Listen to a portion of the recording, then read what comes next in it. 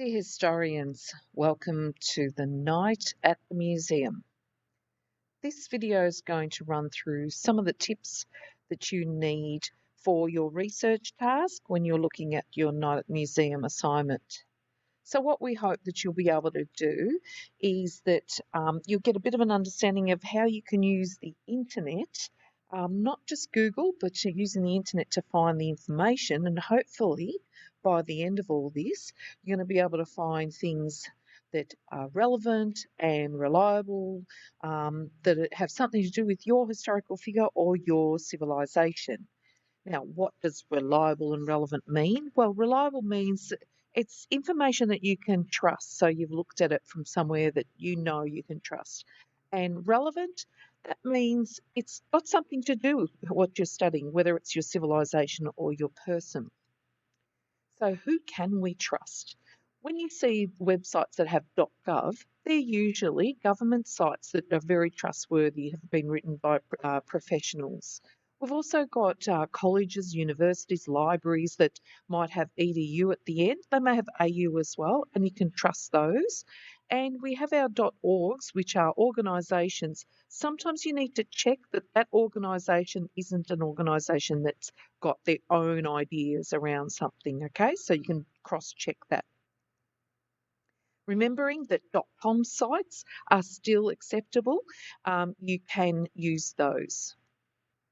Now, does this look like a trustworthy site? If you said you think it is, well, it's not. It's actually fake. So what you need to do, when I mentioned before cross-checking, is you need to go to reputable websites like Britannica.com. Even though it's hard to read, you could check the dates, the years and things like that to make sure you've got the correct information. So here are some research tips. You don't necessarily just use Google. You can use these three. I personally prefer Kiddle. So go to one of these, and that's on the Night at the Museum website, and use the Night at the Museum website first before you go ahead and start Googling all sorts of things. Okay, so also we're asking you to avoid using just Wikipedia. So use these sites to find some really good information. Once you've found your information, you need to evaluate it. So look through, is it really good? Does it work? Does it have the keywords that I'm looking for? You can also search for keywords within the website. So if you're looking for something specific, you can type Control F on the keyboard, Command F if you've got a MacBook. So type in your keyword and hopefully you'll find it within the website. Now remembering, plagiarism is a no-no, so no copying and pasting slabs of people's work and putting it in as if it's your own.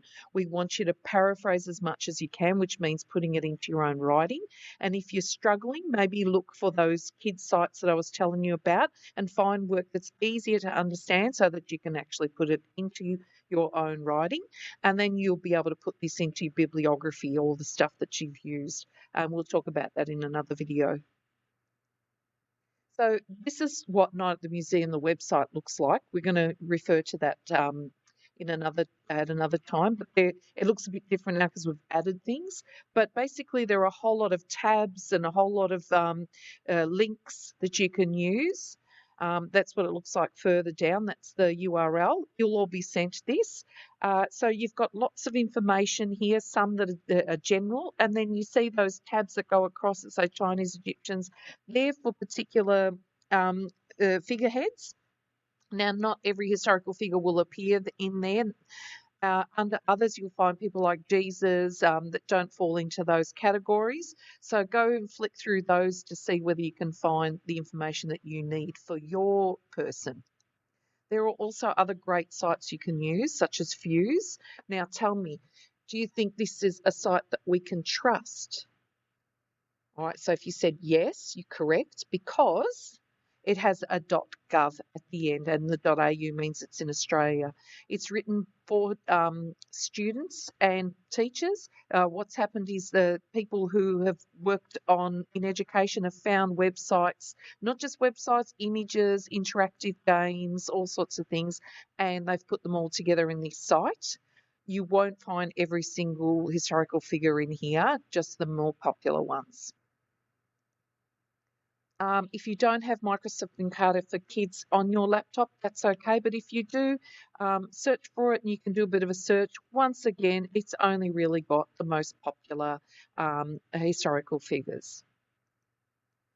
Okay, so what we've done is I've spoken about a whole lot of things here, but in your museum website, I've made a whole lot of shorter videos explaining how to use the website, how to use the kids search sites, all of the things that I spoke about in this PowerPoint and more. Okay, so go to videos and have a look at those so that you can understand how to use all of this for your research.